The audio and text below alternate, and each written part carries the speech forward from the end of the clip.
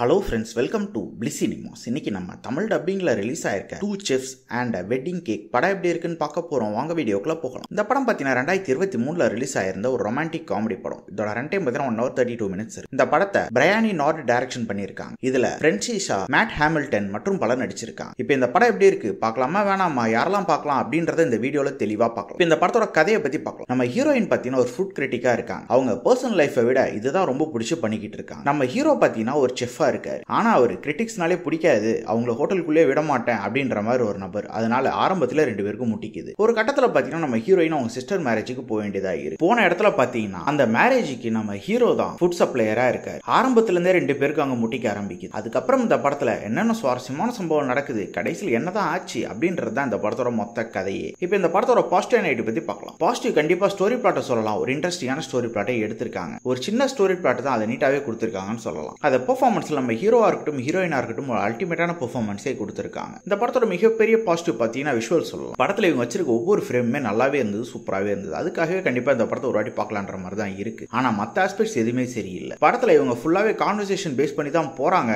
ஆனா கான்வர்சேஷன் பெருசா நமக்கு இன்டராக்டிங்கா இருந்த மாதிரி இல்ல, எங்கேஜிங்கா இல்ல. டெக்னிக்கல் ஆஸ்பெக்ட்ஸ்ல படம் சவுண்டாவே இருக்கு. சினிமோட்டோகிராஃபி, சவுண்ட் எஃபெக்ட்ஸ், பிஜிஎம் எல்லாமே நல்லாவே பண்ணி கொடுத்திருக்காங்க. கேரக்டர் ரைட்டிங்கும் பார்த்தீங்கன்னா நம்ம ஹீரோ கேரக்டரும் ஹீரோயின் கேரக்டர் ஓரளவு நல்லா எழுதிருக்காங்க. ஆனா இன்னும் கொஞ்சம் டெப்தா எழுதினா நல்லாவே இருந்திருக்கும். ஸ்கிரீன் பிளேயர்ஸ் பார்க்கும்போது படம் பயங்கர ஸ்லோவா தான் இருக்கு. ஸ்டார்டிங்ல எண்ட் வரைக்குமே பேசிக்கிட்டே இருக்காங்க. அதனால நமக்கு ஒரு சலிப்பை தட்ட தான் செய்யுது. ஓவராலா பார்த்தீங்கன்னா இந்த படம் ஒரு பிளையராஜான படம் தான். வேணும்னா ட்ரை பண்ணி பாருங்க. படத்துல பெருசா அடல் கண்டென்ட் இல்ல, சோ ஃபேமிலியோட ட்ரை பண்ணலாம். ஒரு கிசிங் சீன் மட்டும் இருக்கு. இன்னொரு வீடியோல சந்திக்கலாம்.